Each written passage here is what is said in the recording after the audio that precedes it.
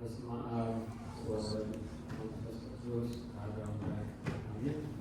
የተከበሩ አባታችን የዚህ ቤተክርስቲያን አስተዳዳሪ በሁላችን አባት በጉባኤ መምህርናው እንዲሁም አባታችን የተከበሩ ቀሲስ አስራት ወንድሞች ዲያቆናት፣ ምዕመናንና ምዕመናት በእግዚአብሔር ሰላም እንደምን አረፈዳችሁ? እግዚአብሔር ይመስገን። እንደምን አረፈዳችሁ? እግዚአብሔር ይመስገን። አሜን። የአምላካችን የእግዚአብሔር ስሙ የተመሰገነ ይሁን። አሜን። እንግዲህ በዓለ ጰራቅሊጦስን አክብረን አሁን ደግሞ ጾመ ሐዋርያትን ጀምረን ያን የሚሆንበት ሐዋርያት ጌታቸውን ተከትሎ አርባ አላደሩ። እሱ ተጠቆ ሳይውል ሳያድር መጀመሪያ ጾም ጾሞ ከዛ በኋላ ስራ እንደጀመረ እነሱ መንፈስ ቅዱስ ተቀብለው ለአገልግሎት ቢጠሩ ለአገልግሎት ቢሾሙ ሳይውሉ ሳያድሩ በጌታቸው አምሳል 40 ቀን 40 ሌሊት ጾመው ከዛ በኋላ ነው አገልግሎት ሐዋርያት ዓለምን በዕጣ በዕጣ ተከፋፍለው ለማስተማር የሄዱት። ከዛ በፊት ግን መጀመሪያ ጾመዋል እና ያንን የምናስብበት ነው። ያንን ስናስብ ደግሞ በዓለ ጰራቅሊጦስን እናስባለን፣ ዕርገቱን እናስባለን። ከጊዜው ከመቀራረቡ እና የዛሬው ምንባብ የዛሬው የተነበበው ወንጌል ምንድን ነው? ሰምታችኋል? የተነበበው ወንጌል ምንድን ነው? እስኪ እናንተ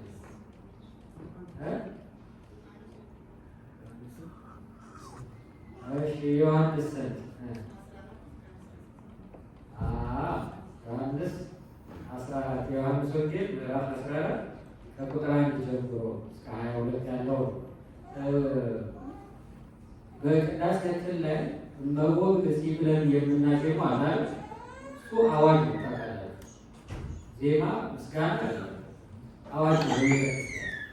አዋጅ ደግሞ እንደዚህ ቆሙ፣ እንደዚህ ቆሙ፣ እንደዚህ ተቀመጡ ብሎ ስርዓት ነው የሚናገራል።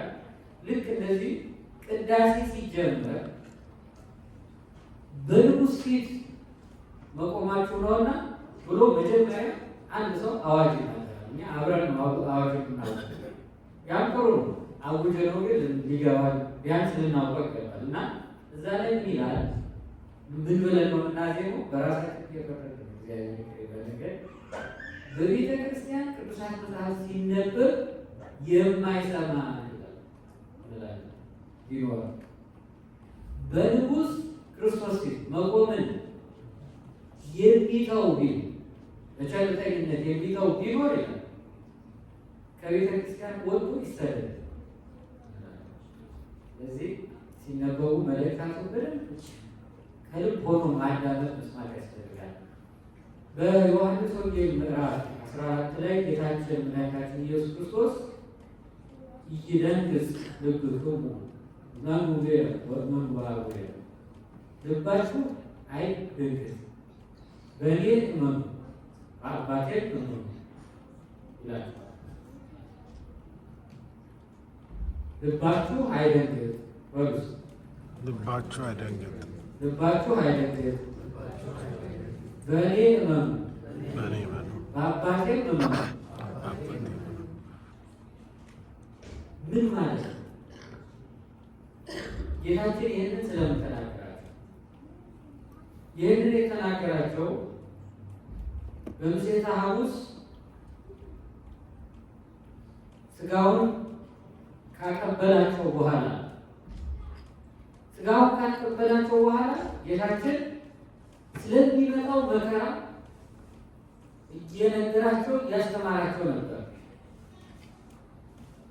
የእሱን የሚናገራቸው ነገር ገና እሱ ከብዶባቸው ሳለ እንደከበደባቸው የሚያስታውቀው ጌታ ሆይ ማን ነው የሚክድህ? ከእናንተ መሀል አሳልፎ የሚሰጠኝ ያለ ሲላቸው ያጸኗቸዋል ለመቀበል። እንደዛ ከብዷቸው ሳለ ደግሞ ሄደው ጌታ ሆይ ማን ነው የሚክድህ? እኔ ሆን እያሉ አንድ ባል ሄደው ጠየቁ። ይሁዳም ግን አንተ አልክ ብሎታል። ከዛ በኋላ እስቲ ምልክት ስጠን ብሎ ዮሐንስን ልከው ዮሐንስ ይኸው አልቅሼ የምሰጠው ነው ብሎ ሰጥቶታል። ግን ያንንም አይተው ሊያስተውሉት አልቻሉም። ለምን? ነገሩ ከብዷቸዋል ለመቀበል። በዚህ አይነት ድንጋጤ ላይ ሳሉ ደግሞ ሌላ ጨመረባቸው። ለእነሱ የከበደ ነገር ያ ምንድን ነው? ቅዱስ ጴጥሮስን ምን አለ?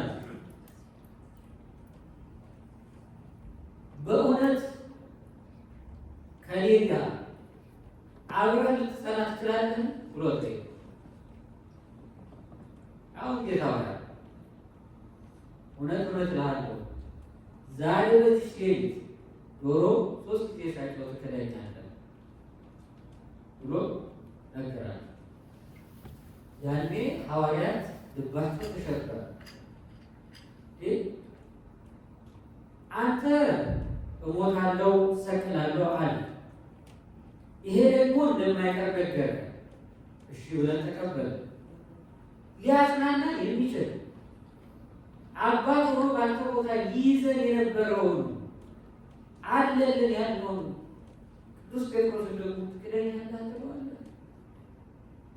እሱ ከጋድማ ሌሎቻችን ምን መሆናችን ነው ብለው ልባቸው ደንግጦ ነበርና ምን አላቸው ጌታችን?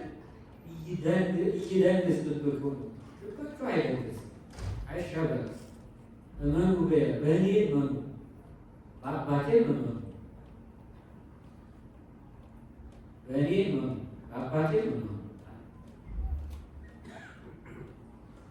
በእኛ ጊዜ ይህንን ስናስተውል በእኛ ጊዜ እንደዚሁ የሚያሸብር ነገር መስማት የተለመደ ሆኗል። ዕለት ዕለት የምንሰማው በሀገር የሚሰማው ያሸብራል፣ በቤተሰብ የሚሰማው ያሸብራል፣ በቤተ ክርስቲያን የምንሰማው ያሸብራል። ግን ለዚህ ሁሉ መድኃኒቱ ምንድን ነው? በእኔ እመኑ በአባቴ እመኑ። በሃይማኖት ጸንቶ መኖር ብቻ መልሱ። እግዚአብሔርን ማመን ብቻ ነው መልሱ። እግዚአብሔርን ካላመን በዚህ ጊዜ በቅርቡ እንኳን የተፈጠረው ስናይ የማንጠብቀውን ሰው ከኛ የማይጠበቀውን ትምህርት እኛ በምዕመን ደረጃ የማንጠብቀውን ሰው ትምህርት ከማይጠበቅ ሰው ሰምቶ ስንቱ ገና አለ። ቤተ ክርስቲያን እንደዚህ ከሆነች ምን ቀርታለች አለ። ለምን ትሸበራላችሁ? በእኔ እመኑ በአባቴ እመኑ። ምን ማለት ነው? በእኔ እመኑ በአባቴ እመኑ።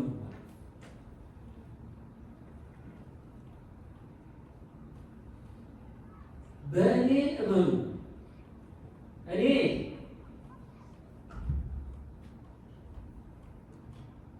የ38 ዓመት ድውይ የነበረ መጻጉዕ በአንድ ቃል እንዳስነሳሁት ያንን ስራዬን አይታችኋልና በእኔ እመኑ። ችግር መከራ ቢመጣብን እሱ አለልን፣ ያድነናል፣ ያጸናናል። በሉ በእኔ እመኑ።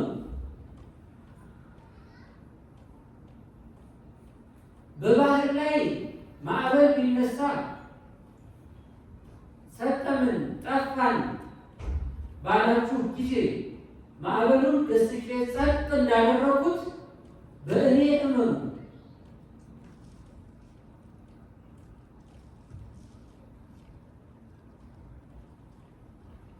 የወለተ ኢያኢሮስ ልጅ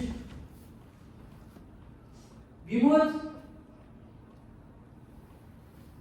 ያለምንም አጋዥ በቃሌ ስልጣን ብቻ ያስነሳው እኔ መሆኔን እመኑ።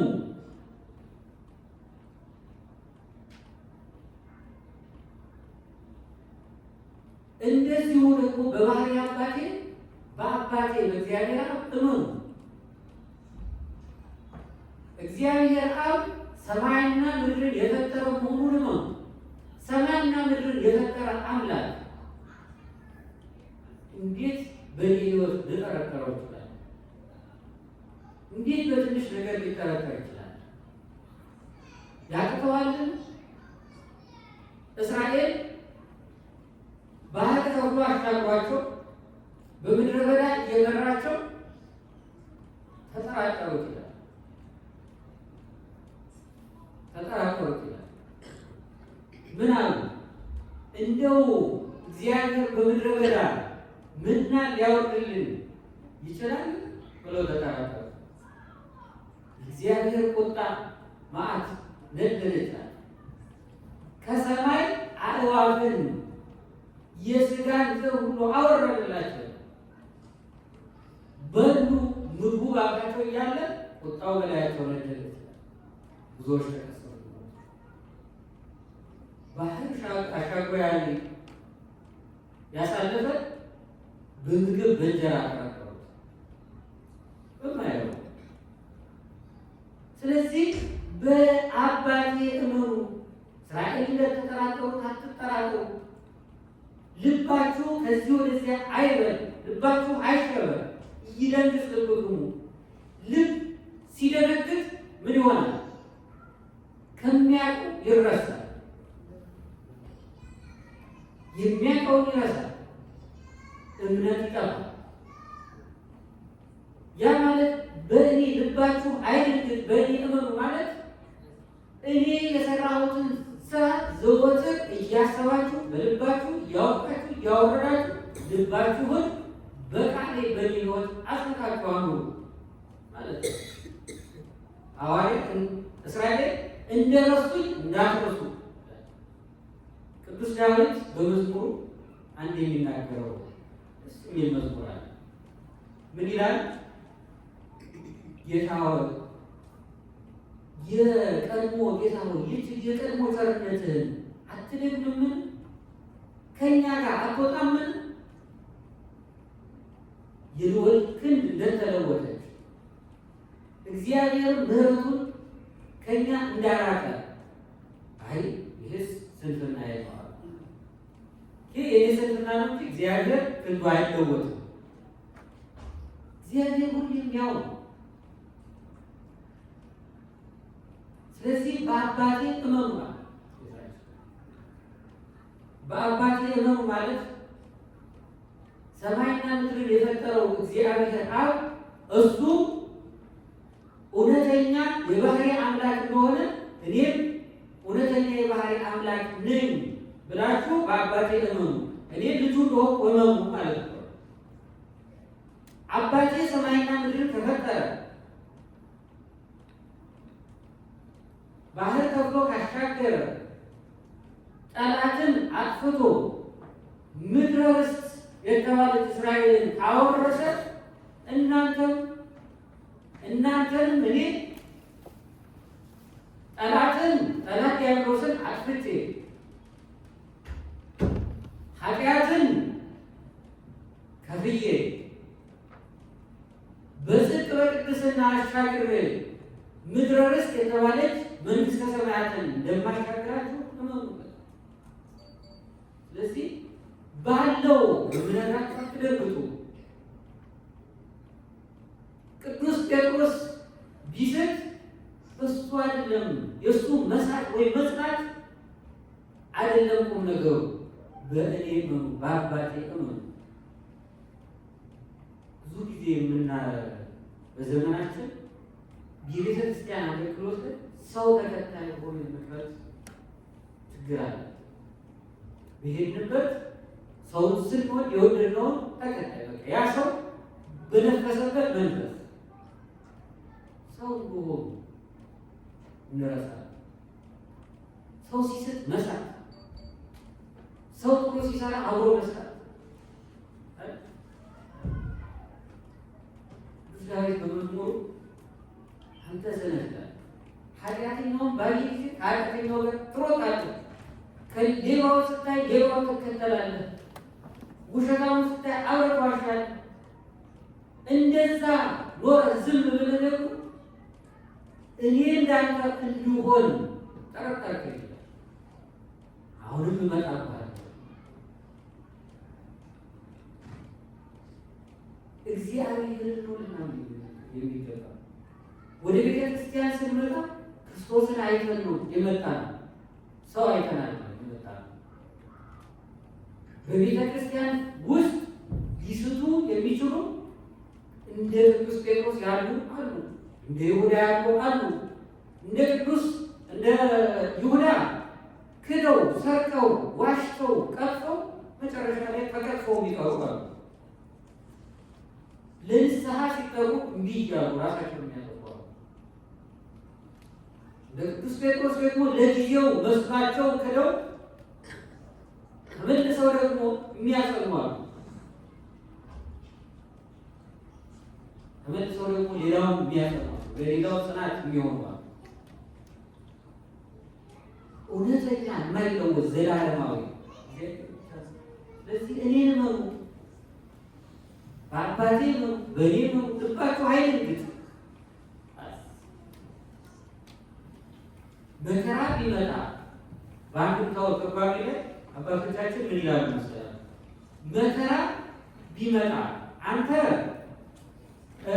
በዓለም ዞራችሁ ቁሩ ወመሃሩ ወስብኩ ወንጌለ መንግሥቴ ሄዳችሁ የመንግሥቴን ወንጌል ስበኩ ብለህ አልክ። እኛ ደግሞ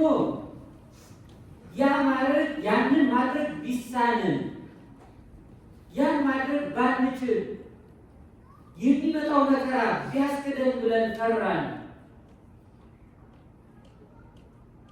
እንደዛ ብላችሁ ራሳችሁን አትሸበሩ። ምን ይላል? እስመ ውስተ ቤተ አቡየ ብዙ ማኅደር፣ በአባቴ ብዙ ማኅደር አለና አትፍሩ ነው። ምን አገናኘው? ልባቸው አይሸበርና ከዛ ቀጥሎ የሚለው በአባቴ ቤት ብዙ ማደሪያ አለ። ምን ያገናኘዋል? በአባቴ መንግሥተ ሰማያትን እንወርስባታለን ያልናትን ኃጢአት በመጣብን ድክመት በመጣባችሁ ጊዜ ይላል አትሸበሩ። ብዙ ጊዜ ጥሩ ስንሰራ ወደ ቤተክርስቲያን ልሄድ ምን ያ ትንሽ ምጽዋት ከመሰወት ቤተክርስቲያን ሄደን እንደው አሁን በቤተክርስቲያን የሚያስቀርብ ነገር አለ። በኃጢአት በወደቅን ጊዜ ምንድን ነው ሀፍረት ይሰማል። ወደ ቤተክርስቲያን መቅረብ እንፈራለን። እንዲሁ እዛ ሄጄ እኮ የኔ መመላለስ እያለ ወደ ኋላ ልባችን ይበሰበሳል፣ በሰበሳል፣ ልብ ይሸበራል። ቅዱስ ዮሐንስ አፈወርቅ ምን ይላል? ሰይጣን የእሱ ሰይጣንነት የሰይጣን ተንኮሉ የሚታወቅ ይላል ጊዜያትን ያለዋውጣል፣ ነገር ያለ ጊዜው እንዲሆን ያደርጋል። ኃጢአት ስንሰራ ይላል ማፈር የሚገቡ ሰው ለምሳሌ ወደ ኃጢአት ሲሄድ ማለት ወደ ኃጢአት ስንሄድ ድፍረት ይሰጣል። ከኃጢአት ልንነሳ ስንል ደግሞ በአፍረት ሽብቦ ይዘናል። ከዛ በኋላ እየፈራን እየዘባን ሰው እንቀራለን። ልባችን እየተረበሽ ሰላም ሳናገኝ እንቀራለን። ስለዚህ ምን አድርጌታችን ልባቸው ይሸበር፣ አትደንግጡ፣ በእኔ መኑ፣ አባቴ መኑ። አባቴ እስመ አፍቀሮ እግዚአብሔር ለዓለም ወመጠዎ ወልዶ ዋሕደ፣ እግዚአብሔር ዓለሙን ወዷልና ለዓለም አንድ ልጁን ሰጠ፣ አንድያ ልጁን ሰጠ። ስለዚህ ምን አለ? በእኔ መኑ፣ እኔ አብ የላከኝ እናንተን ወዶ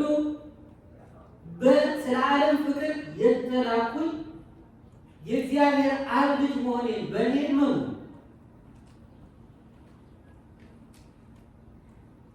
በወደዳችሁ ደግሞ በአባቴ እመኑ። እኛ ስልክ በምን ምክንያት ላ የትኛው ደግነታችን ስቦት ነው ይላል። ለጌታችን መምጣት ምክንያት ሊሆን የሚጠቅሱናል ከሱ ፍቅር ውጭ እግዚአብሔር እኛ ይገባናል። እኛ ለመዳን ይገባናል። እኛ በቤተ መቅደስ ልንገኝ ይገባናል። እኛ ክርስቲያን ልንባል ይገባናል። ራሳችንን ስለምናውቅ ሁላችን ማንም ደፍሮ ነኝ አዎ ይገባኛል ሊል የሚችል አይገኝም። ታዲያ ይህን ያደረገው በቸርነቱ በቸርነቱ ካደረገ በቸርነቱ ደግሞ ኃጢአታችንን ይቅር ሊል የታመነ ኃጢአታችንን ይቅር ሊል አንድ ሊቀ ካህናት አለ። ኃጢአታችንን ይቅር ሊል የታመነ ነው አለ። ስለዚህ በኃጢአት ልባችሁ አይሸበር፣ በአባቴ ቤት ብዙ ማህደር አለ። ብዙ ማህደር አለ። በአባቴ ቤት ብዙ ማህደር ያለ። ልባችሁ አይሸበር፣ ብቻ እመኑ። አምናችሁ ወደ አባቴ ቤት ነው። ያንን ይለናል እና አምነን የሚመጣው የምንሰማው ነገር ሊያሸብረን አይገባም። ድክመታችን ኃጢአታችን ሊያሸብረን አይገባም። ኃጢአት ከሰራን ያ ማለት እግዚአብሔር የንስሐ ጥቅም እንድናውቅ እድል ሰጥቶናል ማለት ነው። ስለዚህ ንስሐ መግባት ነው። ወደ ስጋው መቅረብ እንደዛ መኖር። ስለዚህ ምን አለ? በእኔ እመኑ፣ በአባቴ እመኑ፣ ባችሁ አይቀርም፣ በአባቴ ብዙ መኖሪያ አለና እግዚአብሔር ይተወናል አትበሉ ሲል እግዚአብሔር ይተወናል አትበሉ ምን ማለት ነው? እግዚአብሔር ይተወናል አትበሉ።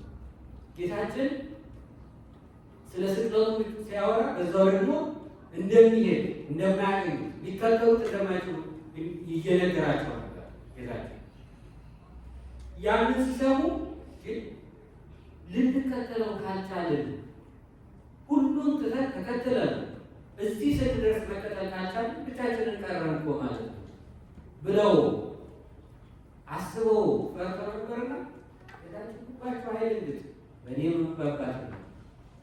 በአባቴ ቤት ብዙ ማደሪያ አለ። እናንተ ደግሞ ወደዚያ እወስዳችኋለሁ።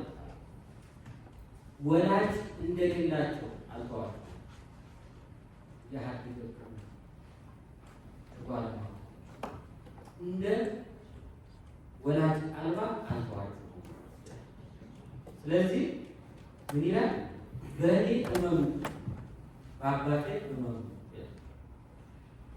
ይሄን ደግሞ ምን ማለት ነው? በእኔ እመኑ ማለት ምን ማለት ነው የሚለውን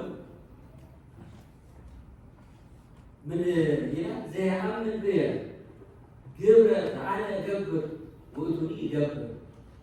በእኔ የሚያምን ቢኖር አለ እሱ ደግሞ እኔ የምሰራውን እሱን ይሰራል።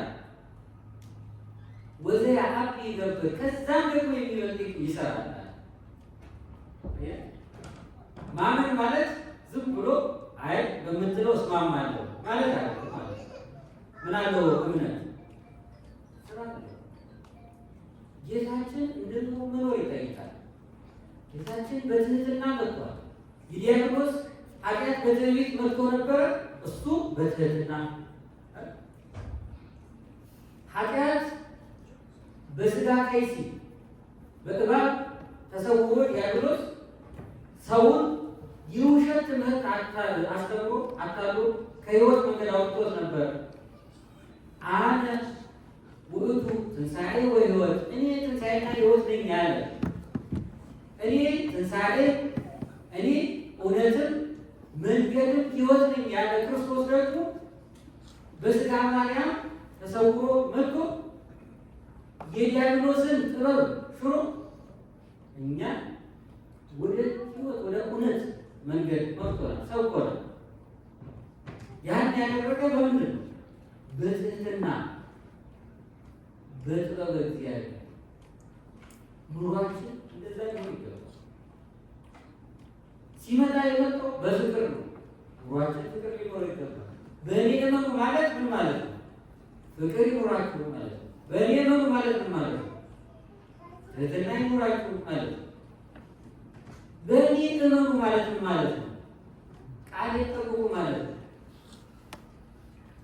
ቃሌን የሚጠብቅ ቢኖር ለዘላለም ሞትን አያያትም። ዘያዕቅብ ቃሌን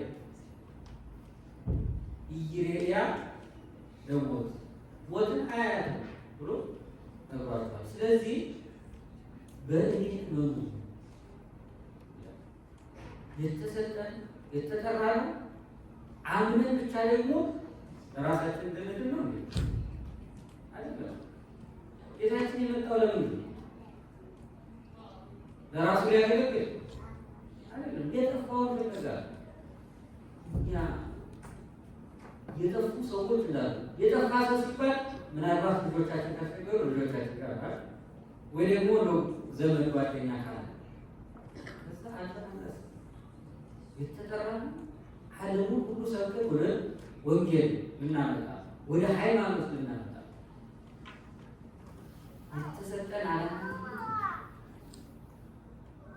የተሰጠን ዓላማ ትልቅ። ይሄ ደግሞ የሚከብድ አይደለም። በዚህ የሚመጣ ፈተናው መከራው ይሄ ነው የሚባል የሚያስደነግጥ አይደለም። ካመኑ እግዚአብሔር ካመኑ የማይወጣ አይደለም። እያመፀ ላይ መከራ ዘኢነት ይላል ቅዱስ ዮሐንስ አፈወርቅ። የማንችለው መከራ በላያችን ላይ አያመጣም። የሚሰጠን የተሰጠን ዓላማ በምንችለው መልክ ነው እግዚአብሔር የሰጠንና እግዚአብሔር በሰጠን መልኩ እንደ ቃሉ ኖረ ሌላውን መንግስቱ የሚሰጥ ህይወት ነው። በየትህትና ህይወት ነው። የፍቅር ህይወት ነው። ይሄ ፖለቲካው ዘረኝነት መከፋት ይወጣ ፍቅርነት የሰላም ክርስቶስ ያለበት ህይወት ቢኖር በቃሉ ይሆንልን። መስዋዕት በእግዚአብሔር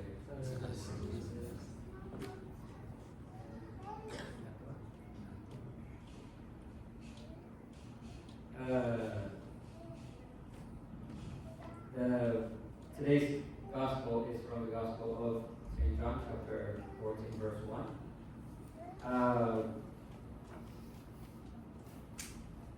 Even though the gospel is the same, the message might be different, even based on the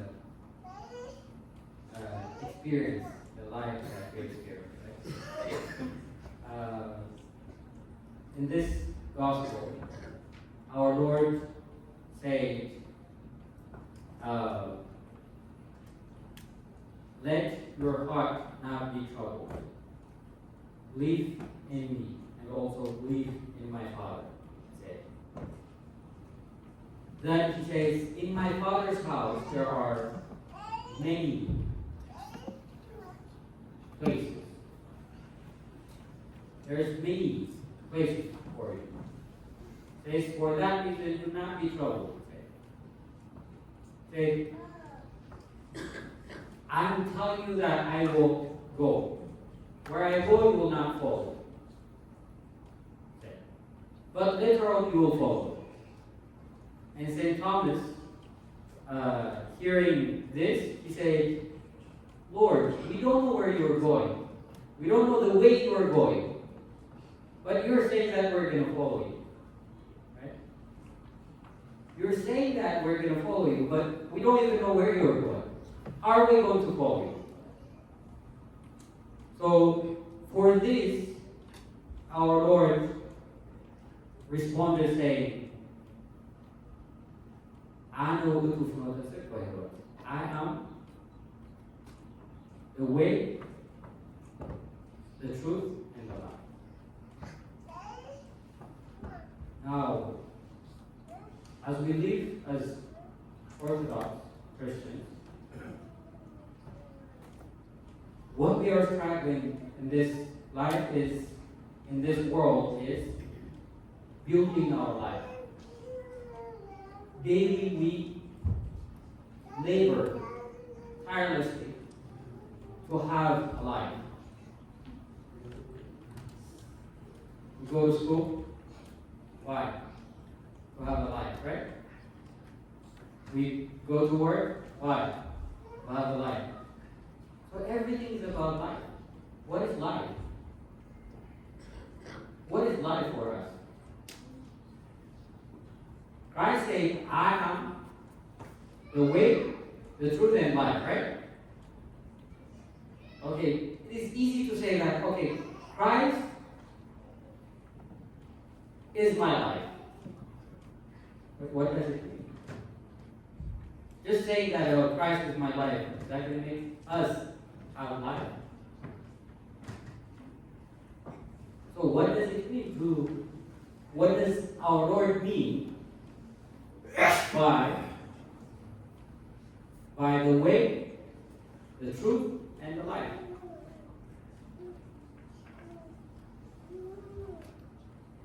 Let's start with life. How do we define life? What is Christ?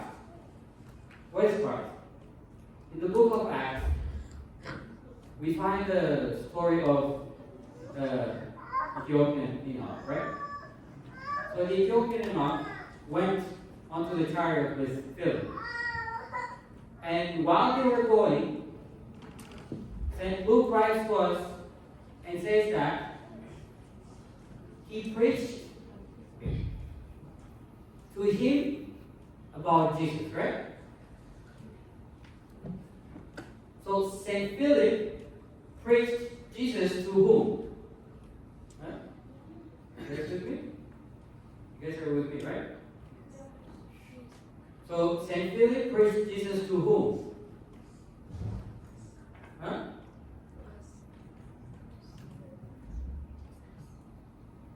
Man. Huh?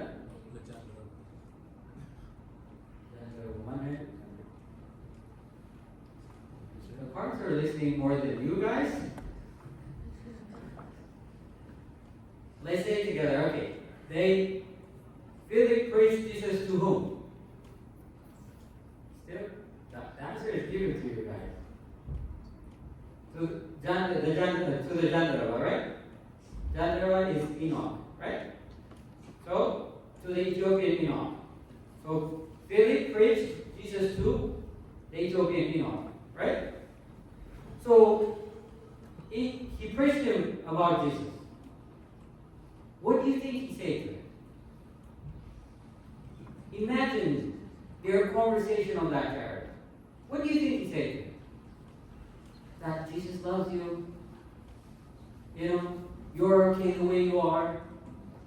Just believe in him. Just accept him as a savior. You think that's what he said? What did he preach him? What did Jesus do? Or did he just mention the name Jesus again and again? What did he preach to him? So, we find the answer in a few verses down, where it says, they reached to a place where there was water. And the Enoch said to Philip, here is water. What is preventing me from getting baptized? Right? Did he preach him about baptism? Okay. Who did he preach him about? Huh? Who did Philip preach to the Ethiopian Enoch about? Huh? Who? Are you guys? Isaac. Huh? That's how you said it. Say it louder. About Jesus, right? About Jesus, right? He preached him about Jesus, and when they got to the water, he said, here's water. What is preventing you from being baptized, right? So now, preaching Jesus means there is something about baptism. So there is something about Jesus that has to do with baptism. Right? So our Lord said, I am the life. Who are you? Who is he? That is the life. It's Christ. Who's Christ? Well, we have to understand Christ is when the scriptures refer to Christ and say that in his name. They did this in his name. What they are saying that in his name means in the gospel that he preached.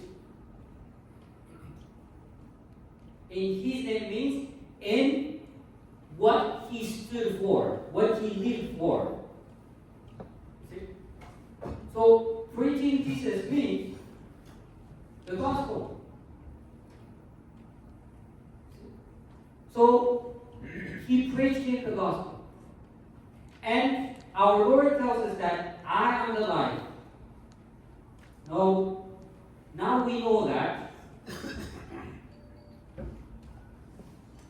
our Lord revealed the life that he wants us to know about him in the gospel.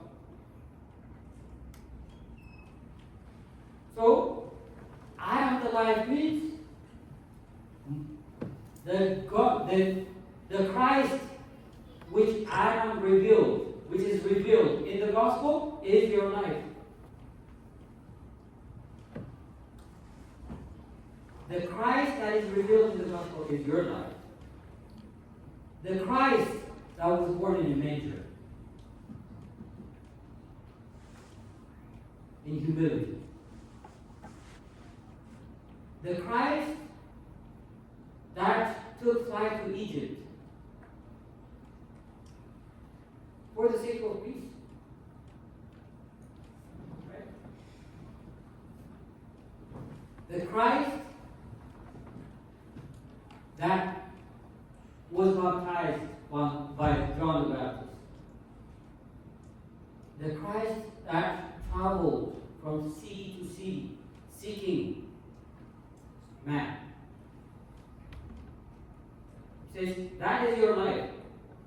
Your life, you want life? He says, well, your life is first leave Rome. Leave Jerusalem. Go to Bethlehem. Make yourself one with the child in the manger. Humble yourself. Bethlehem is the smallest city at that time. If we give ourselves higher position, if we see ourselves as the greatest person in the world, then we have actively parted our way from Christ. We say we have life if we don't have life. Christ tells us. Because he said, I am the life. If we have found comfort in the inns of this world, in the palace of this world, then we're not the one with the Christ. Christ is found in the manger. We need to have humility. We need to leave comfort. St. John Chrysostom tells us that what the commandment that is given to us, he says,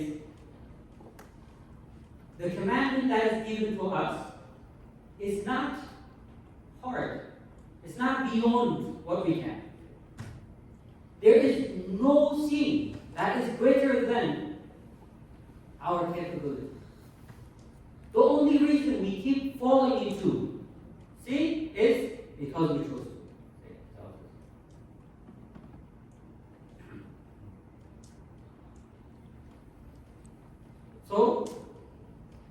regarding this, St. John Chrysostom says, لما فقدنا بنته. If we desire, we have the ability. كما نسعى ونسعى نبلغه.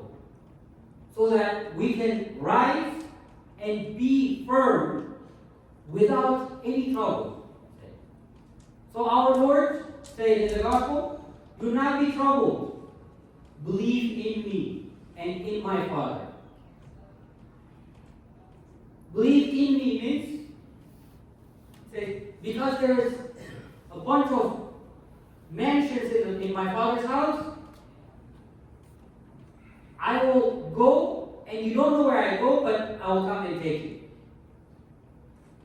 Okay, we are to follow you into a mansion, and we don't know where you are going.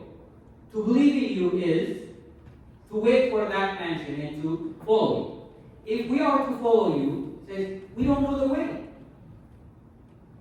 Then St. Thomas said, show us the way. Said, what are you talking about? The way is me. I am the way, the life, the truth, and the life. Said, I am the way, the truth, and the life. So if we desire,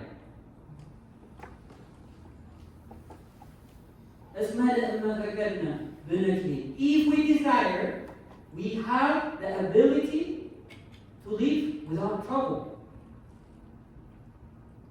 Without trouble from sin. We have the ability to rejoice in the midst of the fire, like the three holy youth. So he said, believe in my Father who saved the three holy youth, and made them sing in the middle of fire. He will give you the strength, only if you believe. So to have life in Christ means to have a life that resembles that is like Christ. This is why St. Peter writes in his epistle saying, بكما أنا تمثلوا لكريستوس كما أنتم كياي تمثلوا كياي. As I am like Christ, you be like me. So to have life is to be like Christ.